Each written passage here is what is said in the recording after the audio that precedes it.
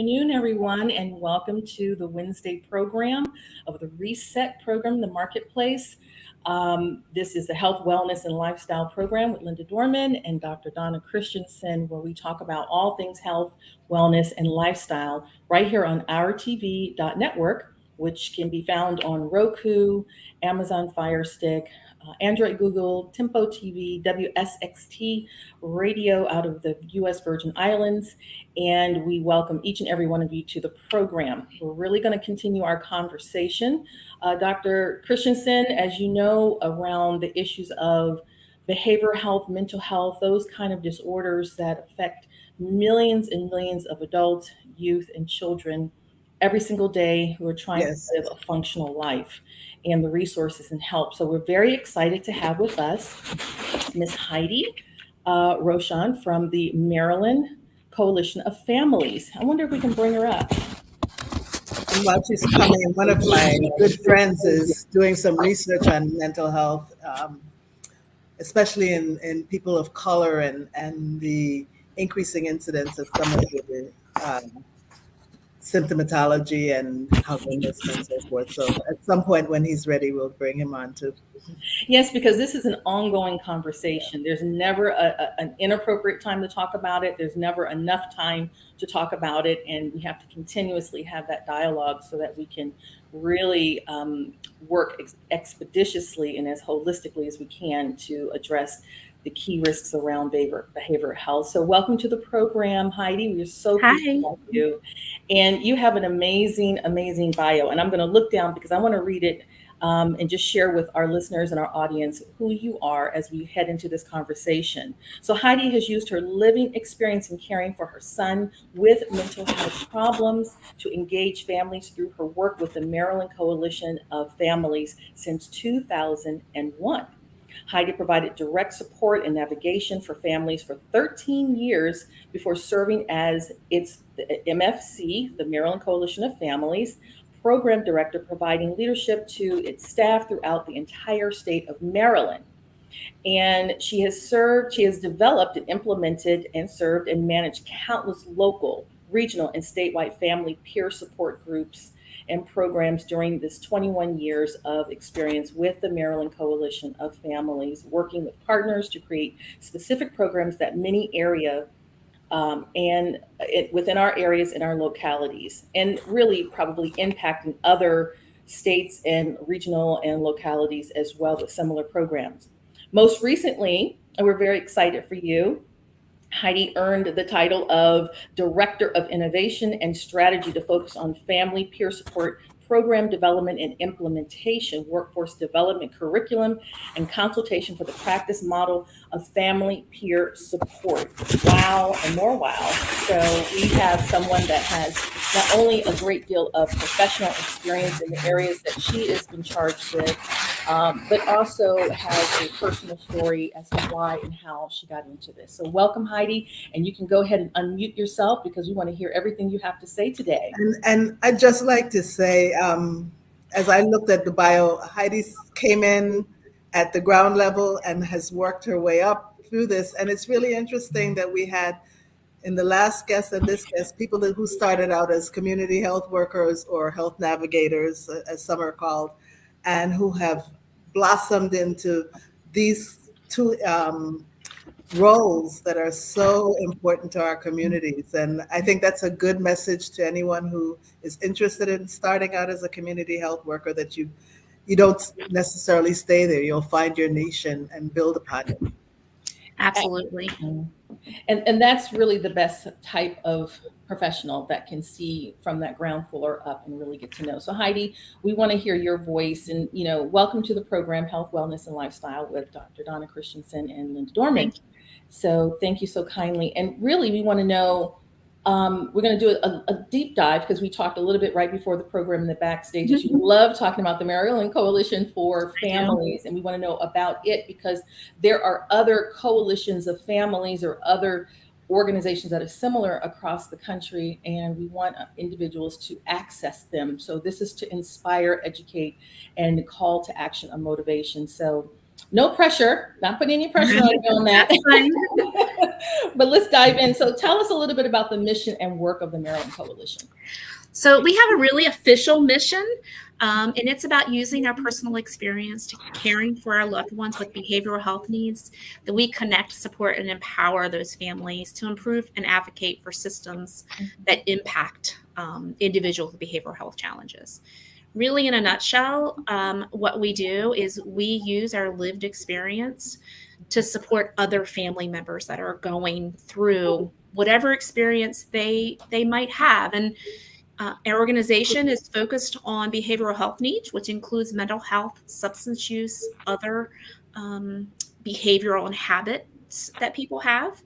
But also, we use that experience in different ways. Right now we're launching a program for child welfare. So families that have gone through the child welfare system are helping other families go through that child welfare system and using that experience to help others.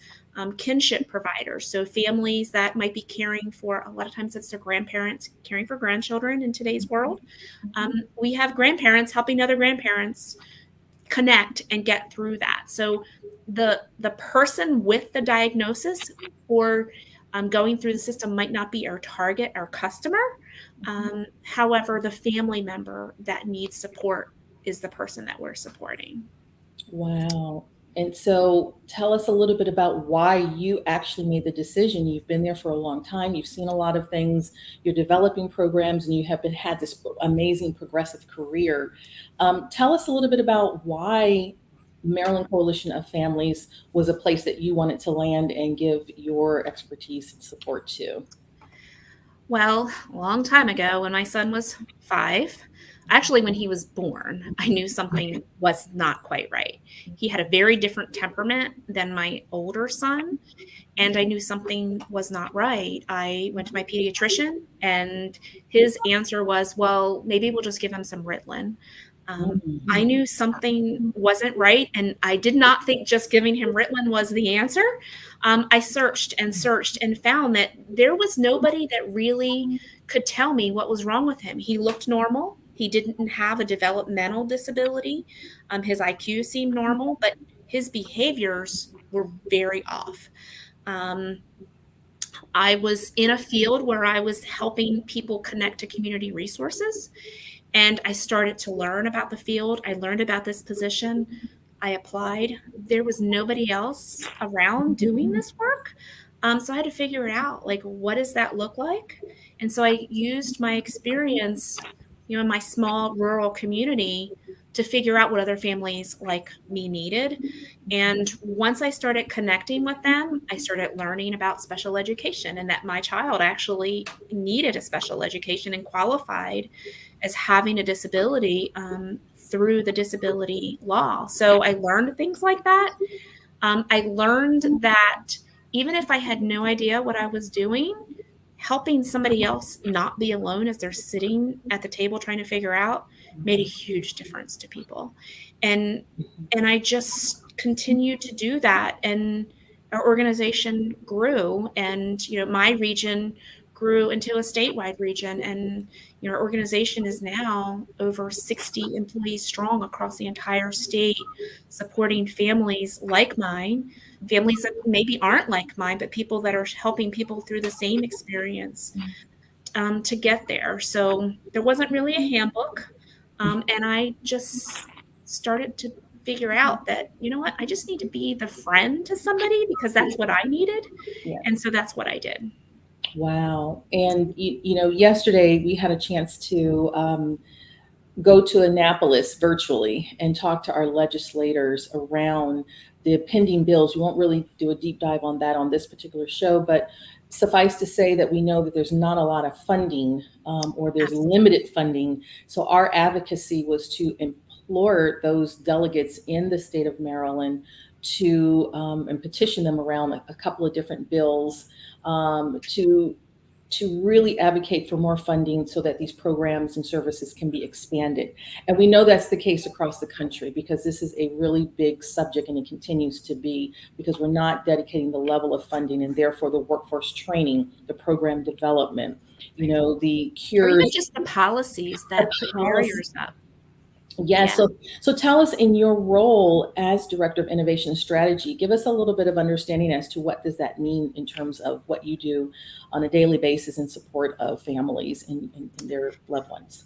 So what I'm doing now is I'm using my voice of working with families that have been many systems to create programs to support those families. So I'm working, right now with the state of Maryland to create pilot programs for detention providers. Juvenile Services has worked with us to create programs. They realize that families do better when they're supported. So, I've created partnerships and relationships with people that are making those policy decisions to be able to hear what works and what doesn't work from the families that we are serving. Not just my voice, I'm getting the voice of other families out there, to be able to say, this is what we need, this is what works for us in this system. I've also really helped families understand that people will listen when you go talk to them. Most of them, not every single one, Mostly. but most of them do want to hear your story, and they personally connect and they want to make things better. You just have to be able to go to them strategically using your experience in a way that they hear you and they know that they can actually do something about it. How do you choose your employees? You said you have about 60 employees. Are all of your employees individuals who have gone through one of the stresses or issues that you're dealing with? So we have a few positions because we're a little broader than what we used to be. We are supporting families that have a young adult with substance use issues. We're supporting parents, we're supporting siblings, we're supporting lots of people. So depending on who our contract is with, because we are funded by multiple agencies that create contracts with us to support different populations, I am looking for people that have experience in that field, people that have been successful in navigating the systems, people that I really don't care what their professional educational background is. I want to know that they know how to have empathy and connect with a person. Their relationship building is number one for me when I'm looking for a person to do that, because those are skills I can't teach them. And maybe they weren't as successful as they would have liked to have been when advocating for their loved one, but they're able to help learn. And we do lots of training on the resources and communication and things like that to help them be able to help other families go through that. A lot of our staff that work for us are families that contacted us, families that received family peer support and really understand the value, because it's been life-changing for so many of us to be able to talk to someone else that has been there. I think that's so important, and that's really, is that typical of service providers, that families or the individuals who are going in, who have these experiences, then become part of the workforce and continue forward, versus those who have a passion for the subject and go into the educational part of it, want to become behavioral health therapists and specialists and caseworkers, as an example. Are you finding that that's typical? Because I think that is, yeah. Those of us in the helping field, there's a reason we're in the helping field. Yes. And I mean, honestly, that's everybody. So everybody has a story, whether or not they own that story and use that story, is different. But mental health touches every person. It really does. And if it doesn't today, it may tomorrow. And you partly answered one question I had, because I noticed that the child welfare area is an area that you're just starting to explore. So you're working with the government agencies, and we are, yes. Yes, we are working with them. And actually, for these specific projects that we're doing, they're very new. And a lot of our services have always been really informal, because that removes the barriers for families.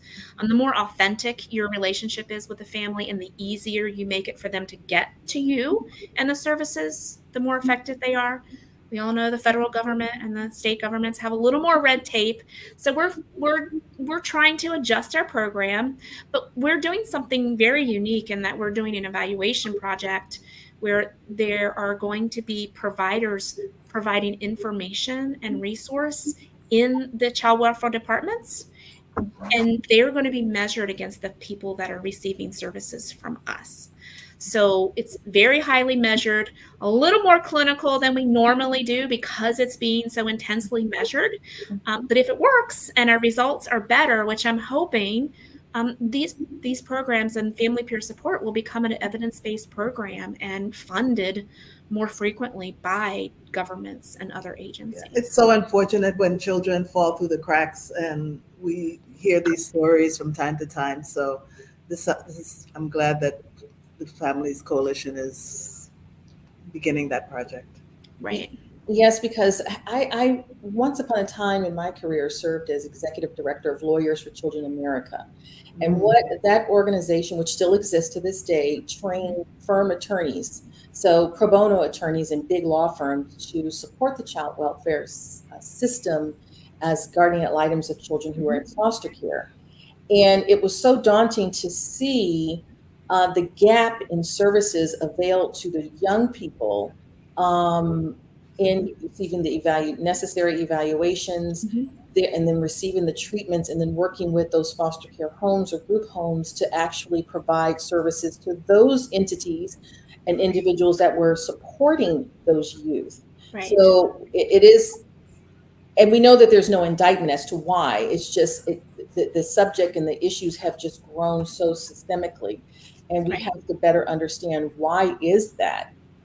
Why are we seeing this explosion of these behavioral health issues, substance abuse, ADHD, the disorders that we've, come to really talk about, but we really don't know that much about unless you're in the trenches or in a family that's dealing with it quietly or a little bit throughout your network.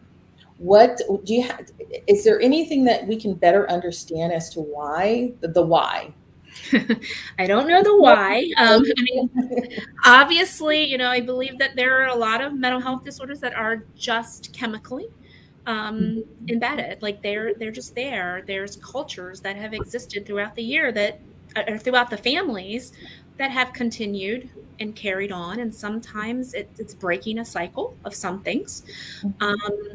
So I'm not sure that I know the why for sure. I do believe that bringing more awareness to it is obviously going to help people understand what's normal, what's not normal, when they need to seek help, just like they would for a broken arm.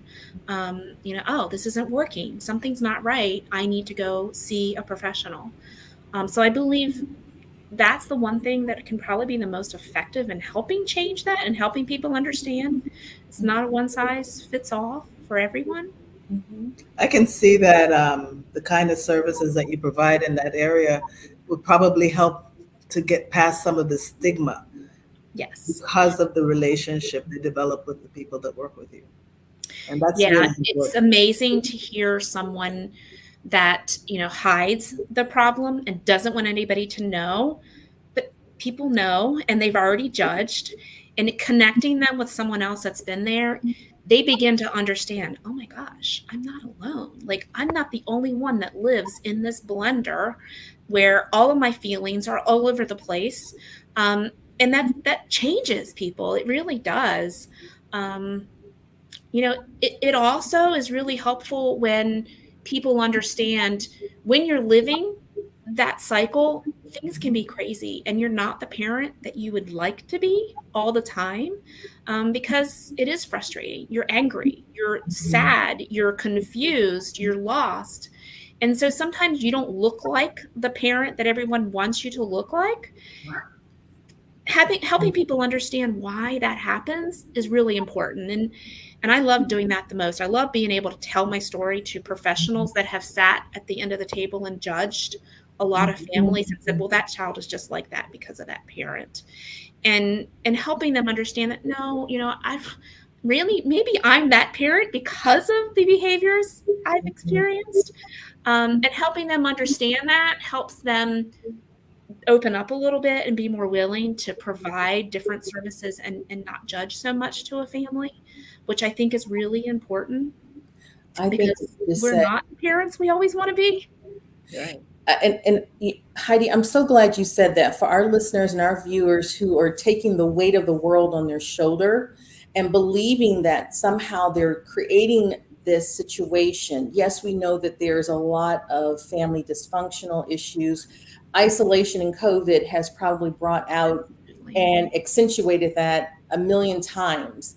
But at the end of the day, for those parents who are working hard to provide those kind of resources, as you mentioned, what resources are specifically available? We've heard about the peer family group, and I'm kind of curious about how that works, because then you get an opportunity to sit with other families Mhm. and dialogue in a peer support group. What other services are there available if individuals reach out or want to know what services are available because they live in a different region, want to have the kind of technical information, and then consult with their local community services in their own hometowns?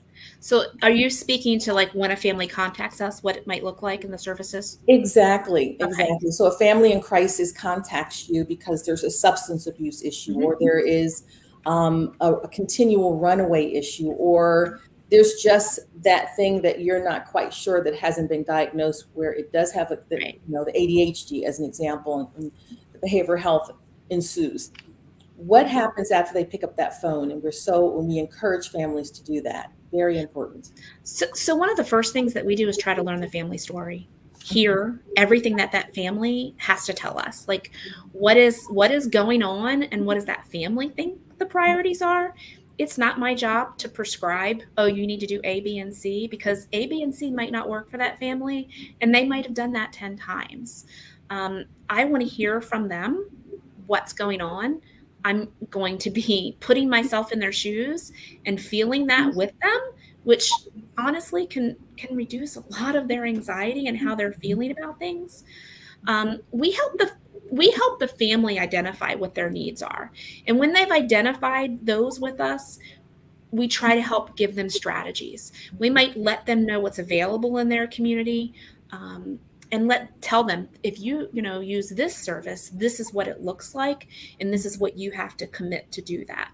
And that family may say, that's not what I want. I want this other program. So we help them decide what they want based on what their needs are. I don't believe that families fail. I believe that the plan failed for the family if it's not working. And we just need to go back and look and see, okay, what other strategies are going to work for you? And you need to drive this bus, not me, and not your therapist. You need to drive this. So we go through and we prioritize. Okay, you've got 10 things you need to work on right now. Obviously, safety is the number one. If we need to help that family build a crisis plan, know when to go to the emergency room, know when to call 911, and what's going to happen when that happens, they are much better prepared for that emergency, and the outcomes are better for the family when they're prepared and they know what the services are. Every region is different. Every region has more or less resources. So the people that are working for us are in those communities. There are people of the community that live in the community that know what's there. So they're helping those families break the barriers, get to where they need to go. And we try to have friends in lots of places to pull strings when we need to. Those are really good relationships to have with the providers. And but that family really chooses what the next step is. And sometimes there's not anything we have to offer other than saying, that really sucks. I'm with you. You're not alone. Let's sit here and let's talk about what you can do to feel good about where you are and what you can do to survive. And sometimes, unfortunately, that's really where we are. There's substance use. We've gone to a lot of funerals with families on behalf of helping them through that process. Yeah. So it looks different. It really does look different for every family. It sounds like you also go through the strengths of whatever a Absolutely. family is going through. They may feel totally helpless, but there are always strengths that you can find, assets that you can find. Actually, I'm glad you said that, because the first thing that we do is, when we're listening to their story, we are looking for those strengths and helping them identify and see it as a strength. Mhm. And when we're working with them as we move along, we're also pointing out, gosh, you know what? It may sound like things are really bad, but when you called me, you told me that, you were calling the 911 5 times a month. You haven't called them in 3 months. So we are able to talk about the successes and looking at those strategies. So because the more you do that, the better a family feels and the better the outcomes for the entire family. Those are the great small wins that you get. That's interesting that you're right. It's important to look for the positives, even in the most dire of circumstances, so that they can see that there are such things as small wins. If we could, Dr. Christensen, give us some help, and Heidi as well. We kind of use the terminology behavioral health along with mental health. It seems that there's some distinction, but there's some crossover. What should we know about the differences between those terminologies, or maybe there aren't any differences for those who are thinking, well, is this behavioral health or is this mental health, or is it one and the same? So, I can, oh, I'm, go ahead. I'm just going to say, I look at it as a continuum, from Mhm.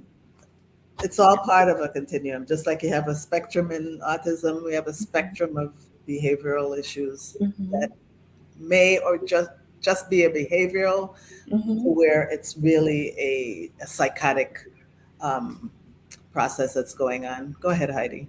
No, you took the words right out of my mouth. I think it's a language change in the world today that needed to happen to reduce some of that stigma. A lot of times people think, oh, mental health. I don't have mental health. I don't have mental health. Well, everybody has mental health. Um, Rather, where it's at is different. And I believe that the things that we integrated into behavioral health, the term, including substance use, all kinds of addictions, eating disorders, problem gambling, all of those things were really encompassed together that they weren't included in mental health, the term mental health, and now they are.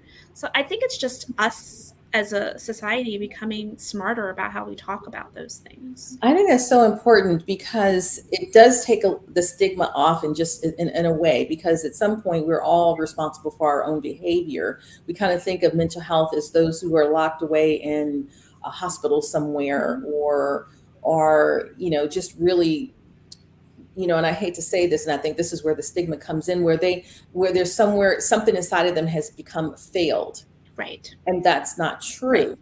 Something inside of them has become broken, and that's not a failure. Mhm. That is a condition of something happening, either chemical or Right. environmental, with the level of influences. And that's what we're talking about today, Right. is making sure that we get our arms wrapped around the subject. And we've talked about it with someone from the criminal justice system last week, and this week someone who is really much involved at the community level with the community partner and organization, the Maryland Coalition of Families. We have in this first segment already 30, it's almost halfway into our commercial time. We want to also bring out the conversation around the services that or the connectivity to other organizations. How do you link up and then create that continuum of care? Because we know that one organization cannot be all things to all individuals. Do you work in partnership with others in kind of a network, or is it really a standalone organization that does what it does? No, we absolutely have to have partners and champions. I am looking for champions for families everywhere. That's how I've created my network and supported families all along. We belong to committees. We belong to community groups. We're out there telling our story. We're helping families. We're sitting at tables with families. Families don't sit at the table alone. They're out there in meetings and treatment teams and all kinds of meetings, school meetings with their families, with their young person or their family member. And so we're there with them, creating those relationships. We belong to different organizations and things like that so that people know who we are. And when someone wants to know from the family perspective, they're calling us and saying, okay, you guys are the family professionals. Tell us, what works and what doesn't work in terms of getting families engaged and hearing their stories. So we absolutely are working with lots of different agencies. in Maryland, there's lots of different systems that we connect to and we're a part of as formal members of a team. We're family advocates at different local levels to be able to ensure that the family voice is there. And it's not just a person sitting at the table, that it really is what we have to say is heard and seen. Outstanding. Well, we're going to be coming right back, and we're going to take a quick break on the Health, Wellness, and Lifestyle Program with Heidi Rochon, who is the Director of Innovation and Strategies for the Maryland Coalition of Families in the great state of Maryland. And we'll be right back with Dr. Christensen to talk more about behavioral health and how one community organization is making a difference. So we look forward to talking with you more right after the break.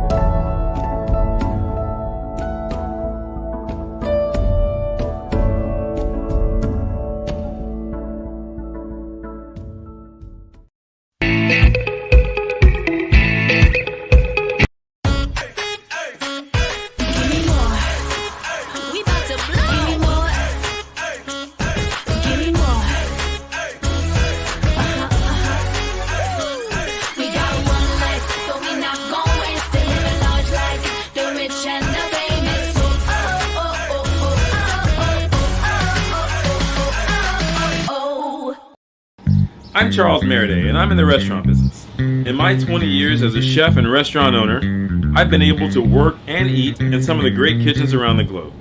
There's a whole side of the restaurant that most people will never get to see. So now, I want to take you to the back of the house, into kitchens of some of the best chefs in the world.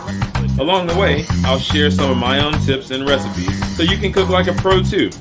So join me in the back of the house for a whole new perspective on cooking and food. Order in. Roger. Serve it, please. I'm glad that you came, please.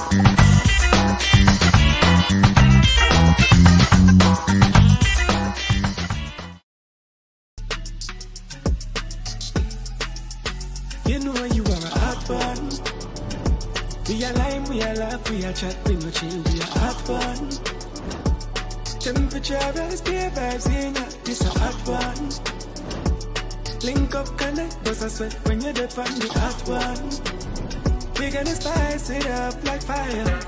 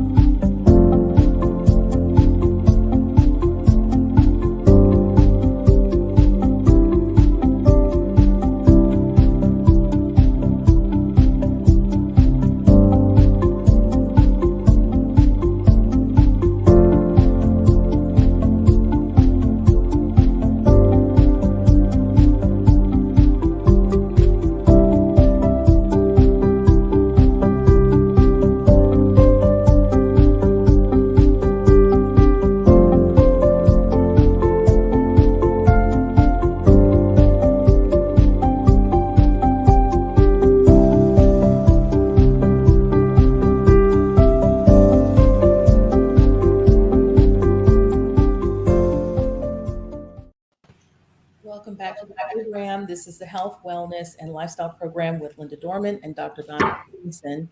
And we are excited to bring this type of programming, health, wellness, and lifestyle programming, to our TV network, where we provide not only health information, but a variety of news related to finance, related to style, related to music, books, and the like. And so we welcome back to the second half of our program, Heidi Roshan, who is the Director of Innovation and Strategy for the Maryland Coalition of Families, which is one dynamic organization really working to support issues around behavioral health and connect with families, connect with our local government here in Maryland, our state governments, and partners. But there are other organizations across the country, and those that are listening, we want to make sure that you understand that while this is the Maryland Coalition of Families, there are other organizations available to you in your community that provide similar or exactly the same services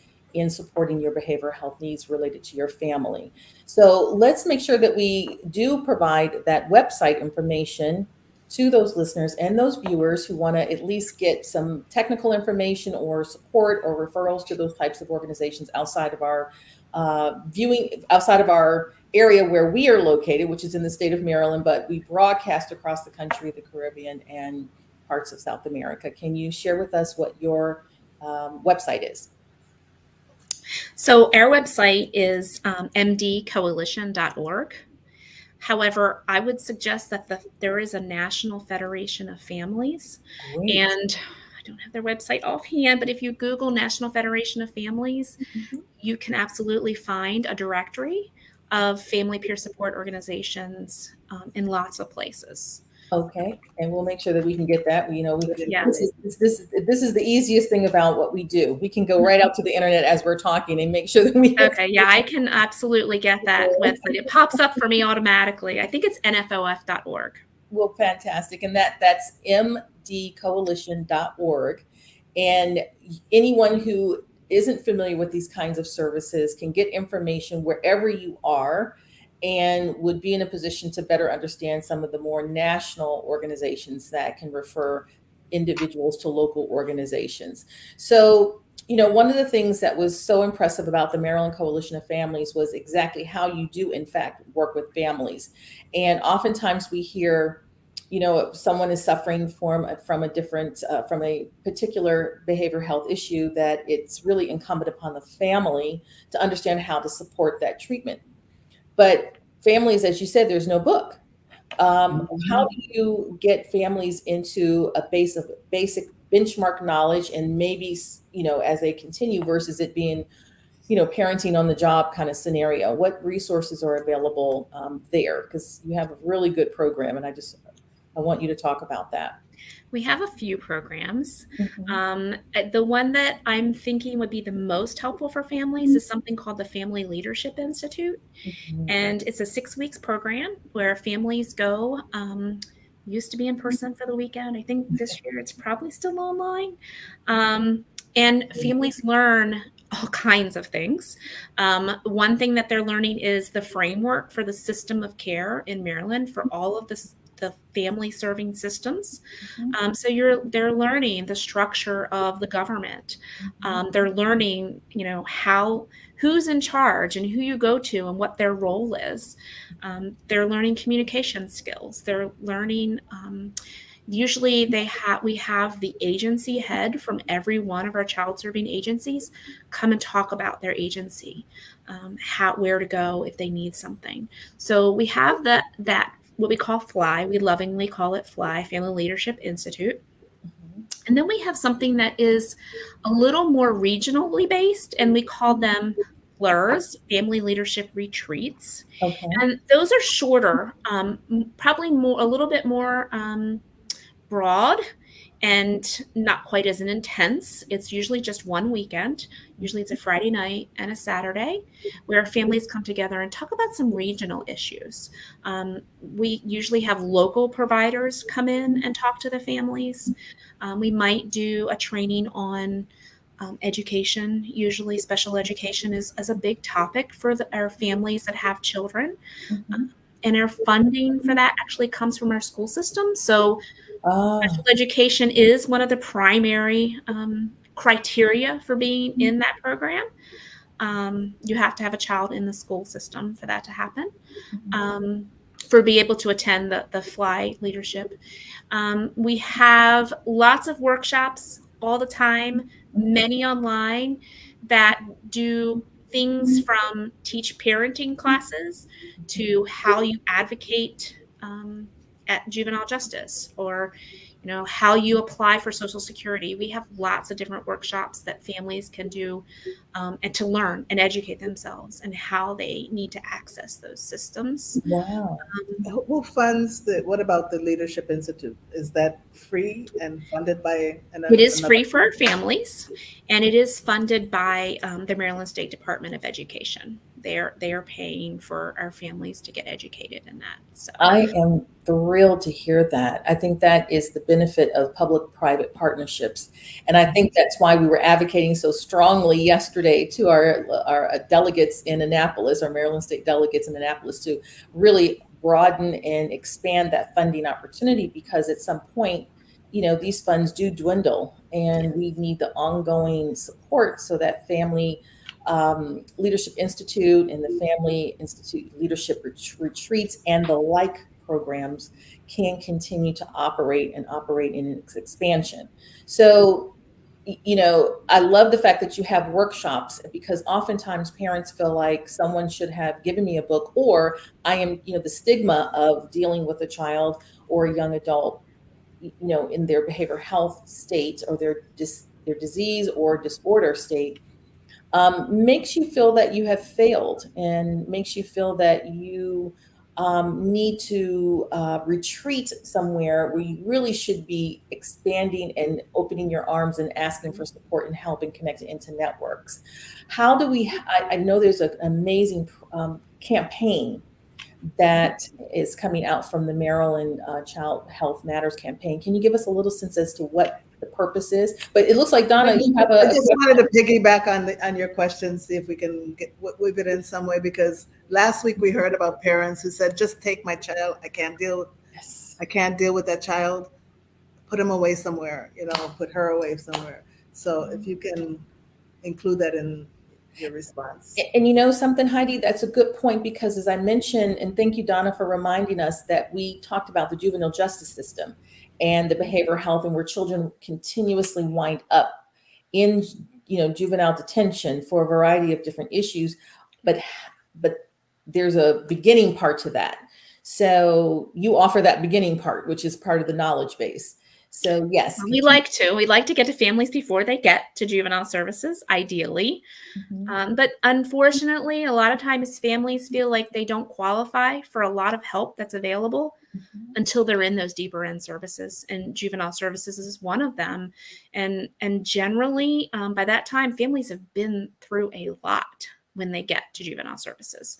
It's not pretty. It's not been a pretty road. And you're right. They are at the end of their rope. And many of them say, just take this kid. I can't do this anymore, because it's hard. And, my kid was one of those kids that got into juvenile services at some point. And I did. I wanted to say, take him. Can you just take him? They didn't take him. He's still here. So that's true. We do like to help families understand, because when you don't understand those processes is when you're the most confused and you feel the most alone, and you do retreat, you do give up. And our kids end up in deeper end services. And unfortunately, I've heard so many agencies say, just let your kid get in trouble. And then when they're in trouble, they can qualify for more services. And that is not helpful for a child. It's demeaning enough for a family to go through it, for someone they love, never mind the person that's actually having those experiences and feeling like they're failing. So the Children's Mental Health Matter campaign that you mentioned is a statewide program. MCF doesn't necessarily own it. We have lots of partners that participate in that program. We look for what we call champions in the community that are willing to do some sort of event that they get to identify to bring awareness in their community or to their business, their organization, their school, that talks about, opens the door to have conversations about mental health and children's mental health primarily. Yes. Our school systems are a huge partner. We strive to have 100% school participation. I think we're probably up there pretty high. It's usually in May is when the campaign happens. We kick it off in March we have a poster contest in the fall, and we reveal a new poster every year that is our Children's Mental Health Matters Awareness poster. And it's created by youth. So I actually voted yesterday on our poster for this year. Okay. And it's something that we use, and it ends up being the poster for the campaign that year. Wonderful. And that's great, because then it involves the youth who are suffering in some way, having their voices heard and be able to connect in. And that's a great way of getting peer-to-peer recognition, because young people will talk. We often know that our children are someone different outside of the home than they are in the home. You kind of have so if you don't know that, parents, you might want to understand that, right, Heidi? Absolutely. We have a Taking Flight program as well that creates youth leaders. So when your young person is more of a young adult, we like to include them in our Taking Flight program that teaches them how to be advocates for themselves as well, talk about those issues, learn to go out in the community and advocate as a board member or a committee member in their own community, which I did leave out for the Fly. One of the major outcomes that we hope is that the families that go through our Fly program are able to go out into the community and be advocates and use what they learned to help other families, to help inform other policymakers and community members on their needs. And we always like to also recruit those people as staff members as well, because our Fly people make great employees. Wow. And that's wonderful. And I'm curious to know a little bit more depth about the school partnership, because we send our children off to school and they're there for a substantial amount of time. And the values that we send to school with our children may not necessarily be the values that they're operating under inside that school environment, because they have multitudes of influences that are right there. They have the multitude of influences that are on social media, and they idolize those things. And also the multitude of images that are coming to them from a variety of different places throughout our cultures, throughout our society. How do we support an organization like yourself? How is the connectivity? What do you have programs that are embedded in the schools as a partner, or do the schools, how does that actually work in that connectivity? So that if a parent is thinking, this is terrific, and I hear they're in partnership, how would I go back to my school and say, I want to get affiliated? So I would say that our partnership with the schools is currently limited to a few things. One is they fund us to create the Family Leadership Institute that creates those leaders, because they do believe that they want families to learn how to advocate for themselves. So that is one partnership that we have with them. Another partnership that we have is the Children's Mental Health Matters campaign. And in that campaign, it's usually limited to May when they're doing an event. And it's chosen what they want to do in terms of the event. We provide them with some materials like pencils and a poster and things like that they can actually use with their campaign, but we let them drive how they do that. The school actually funds through their own employees. They have something called the Parent Partners, and they do advocacy for families that have a child with a disability in their school system. It's a little bit different than we are, and they have some limitations because they are paid by the school.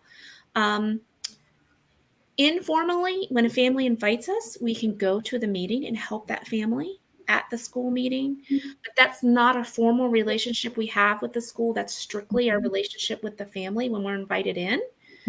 And currently, we have another partnership with a school in terms of their early childhood population. So, infants and toddlers up to the age of 5, they are funding us to provide family peer support to those families that have any infant or toddler that they might suspect has a behavioral health need. We help that family access those resources early on, which will prevent services along the way. I would say those are probably all of the formal connections that we have with the school system at this point. I have partnerships at the state level where I am helping them make decisions and programs around those services. Yeah, Right now, describe some Maryland of is creating a emergency response program that looks great, and they've included family navigators on staff to provide those services. So let's make sure we really understand, because that sounds like that's where the crisis happens in a family, and now what they've tried to manage, they can no longer manage. So they're to complete a crisis stage. And you're saying that you're working at the state level to develop policies, procedures, and a practice around how to deliver services into that crisis through, I think did you say the EMS networks or? I believe they're calling it their regional crisis response system. Mhm. And the school is building teams that include, I believe it's a psychologist, a couple therapists, a family navigator, Mhm. and I think maybe behavioral specialist is on there as well. So if there's a crisis for a family, and I believe it's at the school system, because the program is still like being created. It was intended to roll out in September. It was related to some COVID funding that the state had, and they're working on filling the positions and really getting the program going. And it's created for those higher end children that are having crisis to respond to them. Instead of calling 911, they are looking to put a team into place to support those youth that are in crisis. And a piece of that is that family peer support. So the family understands this is what's going on, this is what's going to happen. And the school is partnering with us to help them build what that looks like, to be able to provide those services through their employees that they hire and determine are using their lived experience. Is there any training for teachers and administrators, because I think they're watching our kids every single day of the week. I often think I have adolescents. So that's already a difficult stage of life, as we know. And, I have girls, and the girls can be extremely complex already. So I wonder always, I try to connect with the teachers, and I always say, thank you so very much. And I'm always really praising their work with not only my children, but with other children, to keep them buoyed up, keep them in their own mental health state of mind as they're, working really hard to educate our kids. But I often wonder, as we think about youth, well, what are we doing for the adults who are providing those services? Are we coming back and wrapping around to support their mental health, so that it doesn't graduate into a behavioral health issue while they're part of that care? For instance, what kind of care and also they are sometimes the first person that will pick up a change that needs to be followed up on. Absolutely. Yeah. So Heidi, how have you done it for yourself? I mean, you've obviously built a career that is, to be commended. You have a great deal of depth. You've shared, openly your story, your testimony, and, your continual struggle, but yet the successes. How do you take care of yourself? What is your self-care that a teacher or an administrator or community worker would need to engage as well? I cry a lot. It's probably not the best answer. I have a great support system in MCF, honestly. They are my family peer support. I can't tell you how many times I've had a staff meeting where we share and we cry and we get advice from each other. I use my networks of people that I know in the field and say, this is what's going on. How do I get this help? And I've still struggled. I was a parent that I went to hundreds of meetings with families and sat at that table and helped them, speak for their child. And I didn't shed a tear. I went to my own child's meeting and I was a slobbering mess. I cried. I sobbed. I was like, this is ridiculous. I know what I need to be doing. And when it's personal, it's different. So But I also think that I'm not in the school system and I don't work for the school system, but I have talked to a lot of teachers that say they're not getting what they need to be able to support the child's mental health needs. They're there to teach them, Yeah. and they struggle to meet the needs in terms of the child's mental health. So I definitely think there needs to be more supports. I don't want to say the teachers need more training because they have enough jobs, but I do think there needs to be more behavioral supports and professionals in those environments to support those teachers so they're not in it alone. And obviously more understanding. With my son, he had very severe attention deficit disorder. His executive functioning skills were and are very limited. And I can't tell you how many times a teacher said to me, he's too smart. He's choosing to not do this. And he just doesn't want to do that. And if he wanted to, he could. And, I go back to children and people do well when they can. And Yes. he couldn't, and he still doesn't organize things in the way I would like him to. And, I wish I knew then what I know now in terms of executive functioning skills that I didn't know back then. I would have probably worked more on getting him the appropriate treatment that I needed. I mean, he began to have, and he still does, he has substance use issues now. Yeah. And he probably has done better than a lot of kids that have his limited executive functioning skills. So, Let's define what executive functioning skills are while we have some time, because I think a lot of individuals may not really understand. It's because unless you're in it and you've been diagnosed, you really just don't have that basic knowledge. Like you said, you wish you knew what you know then, what you know now. Even the terminologies are daunting in themselves. So executive functioning. Can you give us a little bit of what that means? Executive functioning. I'm hoping that the doctor in the room can help us a little bit here. I think Executive functioning skills. The term is not something I have. Oh, okay. Well, let me give you a little bit of what, is out there that helps people to understand, signs that look like these are just, as you mentioned, the teacher said, well, he could do better, but poor performance at school and work, mood issues, that go in and out that are not necessarily normal. They're excessive, low self-esteem that cannot be brought up through achievement or feeling accomplished in some way, loss of motivation, loss of interest in activities, problem building or maintaining relationships, and then kind of keeping on track. And you mentioned the whole organization functioning. So misplacing papers, you can never find anything as an example.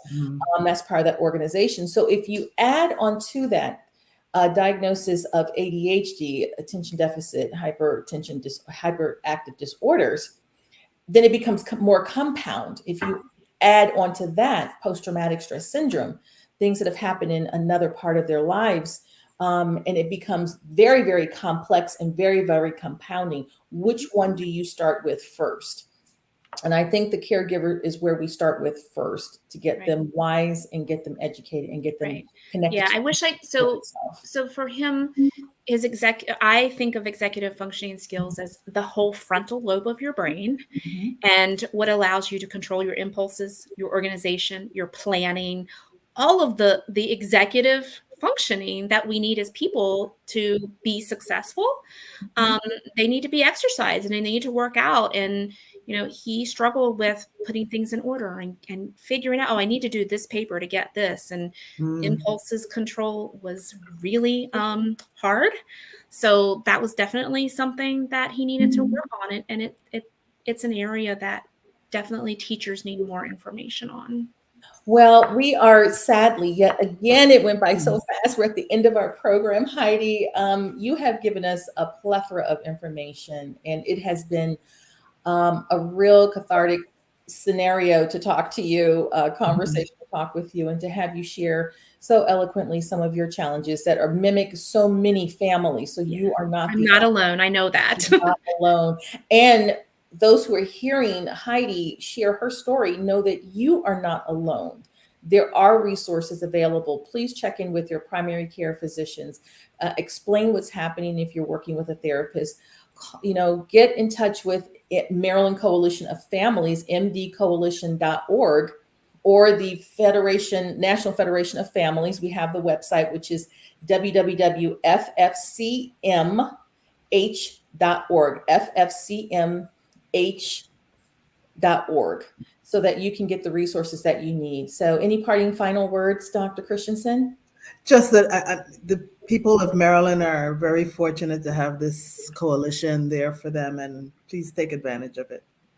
Yes, well, wonderful. Well, we're going to switch gears next week and have some good conversations and talk about, the daunting Broad Beach, kind of another part of this conversation around behavioral and mental health.